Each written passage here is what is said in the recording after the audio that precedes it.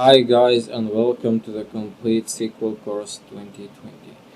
So in this course I'm gonna show you guys how to get started with the SQL language using MySQL as a database. So in this course I'm gonna show you everything from the fundamentals to the advanced level of SQL.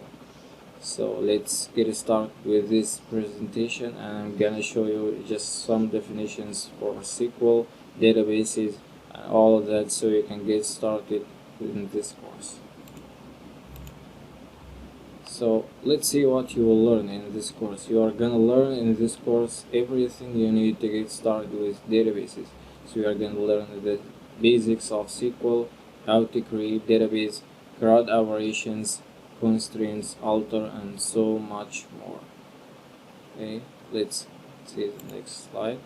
So let's start with what's a database. What's basically a database? A database is nothing but a container for your data. A database can be simpler than you think. It can be your 5 best friends, your mobile phone, your shopping list. A database can go offline. It's everything. It's everything around you. Everything that contains data, that contains information, is some form of a database. So there is a lot of types of databases, and we are gonna see that in the next slide. Okay. Databases are really great for storing data, because a database on your PC can store a huge amounts of data. So what's the difference between SQL and MySQL? This is kind of confusing when it comes to learning databases. So SQL is just a language. It's just a language for creating and managing databases. SQL stands for Structured Query Language. Okay, SQL is just a standardized language for creating databases. Meanwhile, MySQL is just a relational database management system, which is basically a software for creating databases. Just a type of database. Okay, so SQL is a language, MySQL is just an instantiation, just a software, just some sort of database. So what are some popular databases? We have huge number of databases around. Just this is by no means one of them. These are just a few of them. So MySQL Server, which is MS SQL Server, which is a Microsoft database, CouchDB, PostgreSQL, which is huge when it comes to data analytics and data analysis and data science. SQLite, which is a small database for just testing. Oracle, of course, this one is so famous, and MariaDB, which actually an instantiation of MySQL, which we are gonna use in this course to learn MySQL. So SQL vs NoSQL.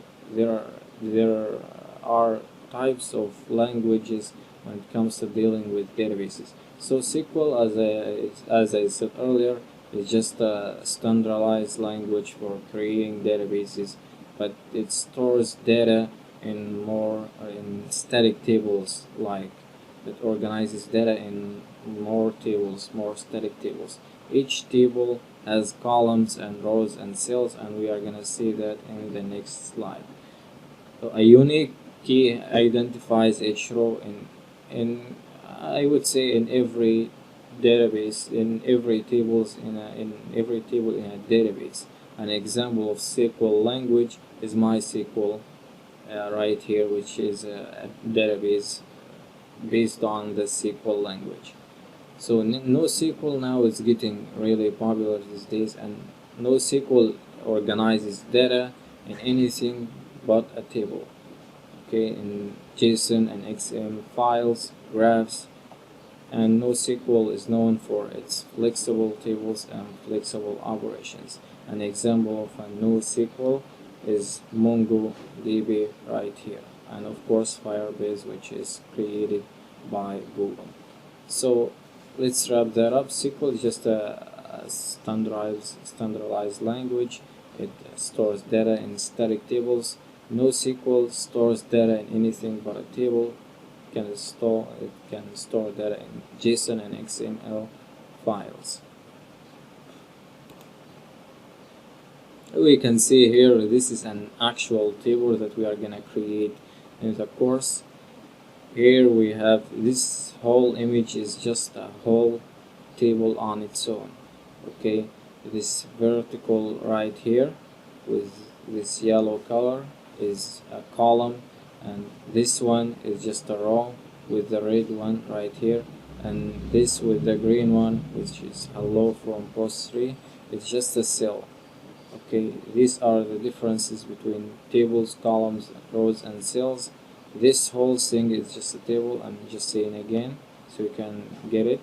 This whole thing is just a table. This one is just a column right here. This was the blue one is a column. This was a red one is a row, and this with the green one is just a cell. Okay, so what's exactly a query? A query is just a request, just a line you give to your database command line so you can get the specific piece of information you want. Okay, with that out of the way, let's say the next bullet right here. So as the database gets more complex and complex, it's going to be hard to get the specific information you want from database, and the query gets more complex and complex. An example of a query like here, you can see select all from and the DB name. Actually, this is the table name. Okay, so we can see here this is an example of a query. This one needs to be okay. This one is wrong. We can put any name right here, which is a table name, not a database name. Okay, to the next one, and the next one is CRUD. CRUD stands for create, create, update, and delete, which are the basic operations of every app out there. You are gonna see this in any app you create, and if you have any programming experience, you know what I'm talking about here. So create for creating data, create for reading data, update and delete also are for updating and deleting data. So CRUD is not basically attached to databases. It's a common concept of software engineering. So this is it for this video. This is it for this small presentation. If you have any question, you can comment down below or reach to me on my social media.